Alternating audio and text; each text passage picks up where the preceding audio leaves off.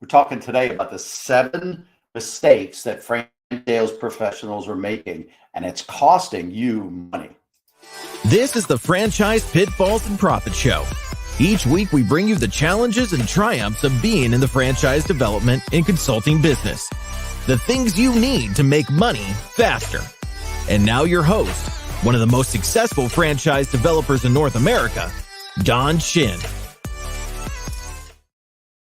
Talking with you today about the 7 mistakes that franchise sales professionals are making. Actually, a lot of these mistakes are actually applicable to almost any type of sale that you might be involved in. So if you've joined us, then you're a sales professional. Hang in there, because it's not only related to franchise sales, it's really about your sales situations in general, and it's costing you money. So I'm going to go over and teach you, give you some examples of what I'm talking about, and teach you some ways to fix these mistakes. So first one I want to talk about is that the salesperson doesn't have a set sales process. And in franchising, it's often called a recruitment process or a candidate evaluation process. But if you're in sales, you need to have a definitive set process. You want to find out what works. Look at your sales, the ones that you've made, document that process, and then follow it. And then if you're not successful with that process, look at it again and tweak it. But at the end of the day, you want to find out what really works and keep doing it. Your prospects are not going to be bored with it because it's the first time they've been through it with you. So you may get bored with it, but you're going to get bored with it. As I often say, you're going to get bored with it all the way to the bank because it's working. So you need to know what works and do it every time. The second mistake I see is that they have not truly mastered lead generation or marketing to their ideal prospects or their ideal candidates. You need to select the ones, the strategies that work best for you, but you need multiple strategies to really have a consistent lead flow and a solid pipeline. I teach what I call a strategy, multiple lead generation strategy concept. And it's encouraging you to try numerous ones, run them at the same time simultaneously, and find the 2 or 3 that really work well for you. So knowing what and mastering, not just knowing them, but being consistent and persistent and mastering lead generating strategies that find your best candidates. A third one is kind of an extension of this second one. But I find most sales professionals don't consistently prospect. It sounds like the thing that just doesn't sound that active. A lot of salespeople avoid it because, candidly, they don't like doing it. But I don't think it to be that difficult. I will tell you that the most successful sales executives do it all the time. They do it constantly. A great book on this to teach you how to do it consistently is by Jeb Blount. It's called Fanatical Prospecting. But I'm going to give you a couple of really easy ones that you can do. One is just tell everybody that you know, tell everybody that you meet what you do. You're not trying to sell them, but you want to let them know what you do, because the circle that are around us, the circles we're in, they have circles as well, and they may know somebody who can use your services. The second, another piece about this is to ask for referrals consistently. That is a form of constant prospecting. So again, learn how to be comfortable with prospecting. Do it all the time. So we've talked about having a definitive set sales recruitment process. We've talked about mastering lead generation or marketing for your ideal candidate. We've just talked about consistent prospecting. The fourth one I want to talk about is, oh gosh, this one just drives me crazy, is not booking the next call with the prospect before you hang up on the call that you're on. We know excuse me, we know in franchise sales that time kills deals. It's one of the top 3 deal killers. And yet something that we can easily control and have an impact on, we don't do. Again, it just drives me crazy in franchise sales, the people I teach, the people I train that are not doing this consistently.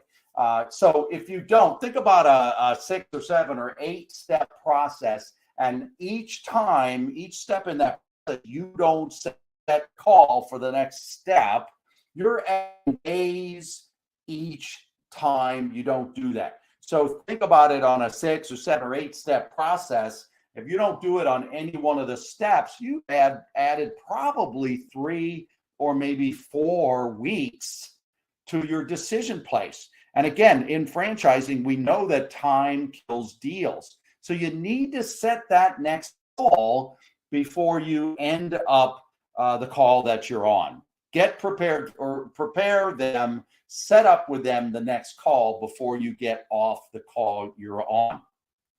It is a habit that you need to get into to dramatically improve your time to deal. And then, of course, the shorter the time, it means you're going to close more deals in a year. The fifth one I want to talk about, the fifth mistake that franchise salespeople, many sales professionals in general, are making, is that they don't have a good reason for the next call. They're not providing enough value.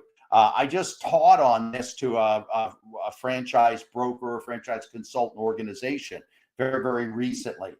We were talking about ghosting, how prospects then just stop calling you back. And I believe the core to that is the fact that you're not providing value. You want to check in. You want to see how they're doing. You want to see if they're getting buying. But that's of no value to your prospect. So you've got to have value in each step. You've got to have value call that you have with someone. And then while you're talking to them about the point of value to them, you're going to gauge their probability of buying, their progress that they're making. So always have a good reason that is of value to the candidate for why you're going to the next step or why you're going to talk with them. And again, when you're on the phone with them, you can be gauging their interest and their probability to sell. 6 is not asking the right questions. And this is something that I'm teaching consultants and brokers all the time. They're way too surface. They're way too general. I want to provide more for my family, or I want to take control of my own destiny. Those are some of the general answers that consultants and salespeople will get back. The reality is, and I teach this, 80% of a sales decision is made on emotion, and only 20% is made on logic. But you know what I find is the reverse. I find that salespeople spend more time on their product, more time on their company, more time on the logic about why somebody should buy, and much less time on the emotion. I also teach and highly recommend asking why to a person answer to each question. Ask it at least twice. So you want to control your own destiny is your answer. Why? Oh, well, I would really like to have control of my schedule and have more time with my family. Well, why is that? My father was never around. My father was a traveling salesman, and he was just never around. And he always missed my baseball games and my soccer games, and I just always missed not having that kind of a relationship with my father. Bingo, ding dong, there it is. That's the emotional reason. That's the emotional point. So ask why at least 2 times to every answer that your prospects get, and get comfortable being uncomfortable. And I'm not saying you go to this extreme, but I've even heard some of the top salespeople in the world say, I know I don't have a sale until I make them cry. Well, I'm not saying you want to make them cry, but you want to get them emotional about what you're talking about doing. And then mistake number 7, I think, is, again, it's an extension of not asking the right questions or not asking emotional questions, And that is, as I touched on, much too focused on the product or the franchise or your company and why they should buy that versus time on the candidate's dreams and goals and future. You need to paint the picture. In franchising, you need to paint the picture of why they should buy, own a business and own a franchise. Many of the candidates in franchising have never owned a business before. 80, probably 90% of them have never been around people who own businesses, never had family that maybe owned their own business, never worked for a small company. They're coming out of a big corporation. So you need to truly help them see it, help them paint the picture of what business ownership is really going to mean to them. So get emotional, be comfortable being uncomfortable, ask better questions, and again, get emotional, dig into those dreams and what the vision of your prospect or candidate is. So here are the big mistakes in franchise sales professionals. Many of these apply to any person. Here they are again: not having a sales process. And again, in franchising, I would call it a recruitment or an evaluation process. Second, not knowing how or not consistently or having mastered lead generation for your ideal candidates. Third is not consistently prospecting and getting good at building a habit of prospecting. Fourth is not booking the next appointment with a candidate or with your sales prospect, which adds time, which kills deals. That alone, if you heard nothing else from me today, that alone is going to make you more money.